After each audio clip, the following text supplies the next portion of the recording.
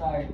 Good afternoon, my name is Ricardo and I'm with cardiovascular system. First is to identify the patient. So you may know your name. Dinamit na kay alcohol yung babawas ng Next is explain the procedure.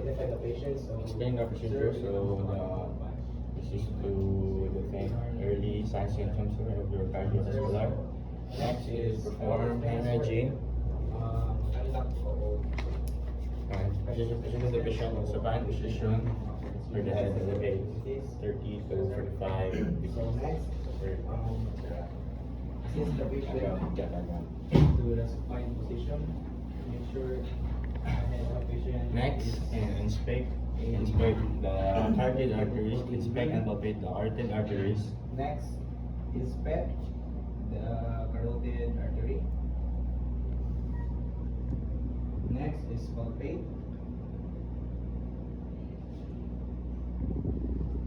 Next is auscultate using the bill of your stethoscope.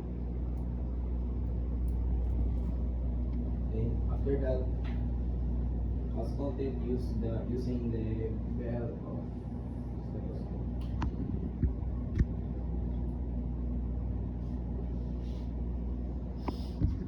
Next, check for the jugular vein for pulsation.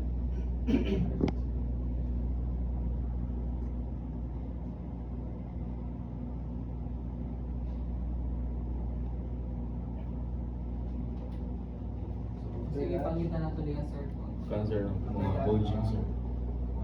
Check ka sa regular vein na to, sir. Lilinit na yun.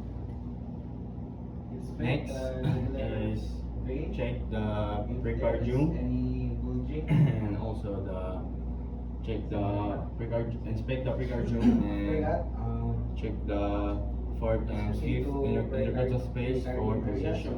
mag-check ka sa yung chest wall. Chest and chest. After that, inspect the patient's chest. If navelations, discolorations, or something above.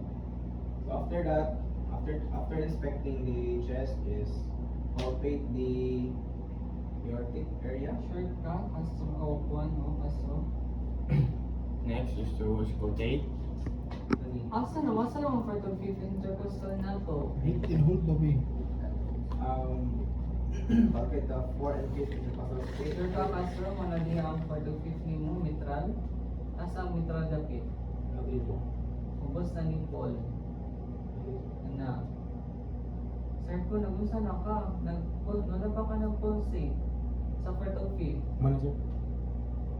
Ano na sir? After ilocate ang 4 and 5 Sir, ano sila mo ka nag-palpate na ka? Sa Okay, yoga. auscultate lang, sir. Paspas away.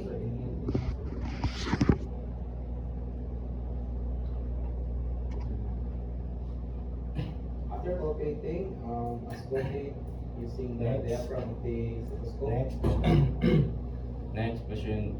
Check for next. Position the patient in a sitting position, facing in your direction.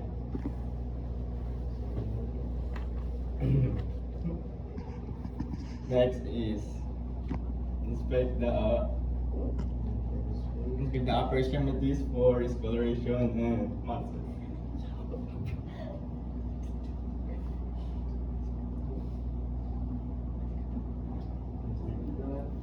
Next is to palpate the radial and brachial artery.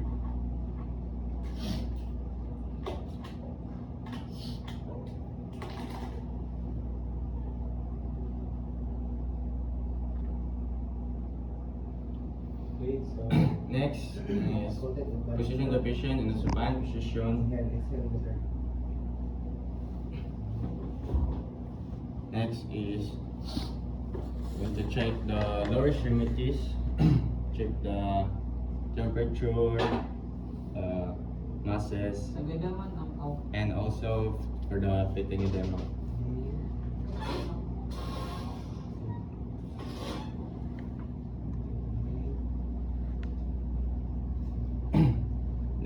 is to palpate the posterior tibial, the dorsalis pedis, and the popliteal for pulse. Cover by ang sa chest. Then, assess the patient in a comfortable position. Then, comfortable answer sa appears sa vertical sir. So, we'll take the radial and ulnar artery.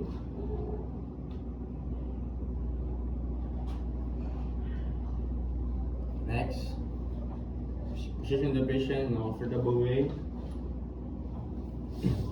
Perform hand hygiene and document the findings. Asa ang puso, Castro? Sige, check mo yun.